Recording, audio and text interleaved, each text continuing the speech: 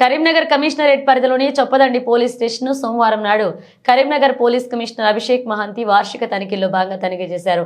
Police station ఆవరణంలో పలు కేసుల్లో పట్టుబడి స్వాధీనంలో ఉన్న వాహనాల వివరాలను అడిగి తెలుసుకున్నారు.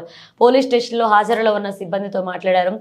వారికి కేటాయించబడిన విధులు అడిగి తెలుసుకున్నారు. సరైన పద్ధతిలో రికార్డుల నిర్వహణ, నమోదైన కేసుల వివరాలు TNS లో పొందుపరచాలన్నారు. పెండింగ్ కేసులపై సమీక్ష చేశారు. వాటికి గల కారణాలు తెలుసుకున్నారు. త్వరితగిన వాటిని పూర్తి చేయాలన్నారు.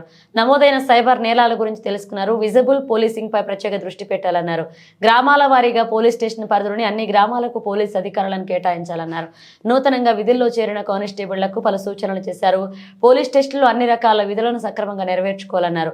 రికార్డు నిర్వహణ, TNS, రిసెప్షన్, కోర్టు డ్యూటీ, అలాగే డ్రంక్ అండ్ డ్రైవ్ తనిఖీలు, బీట్, పెట్రోలింగ్, సమన్లు మొదలగు విధులను సీనియర్ల ద్వారా తెలుసుకోవాలన్నారు. నిజాయితీ, క్రమశిక్షణ, సమయపాలన తప్పనిసరి అని తెలిపారు.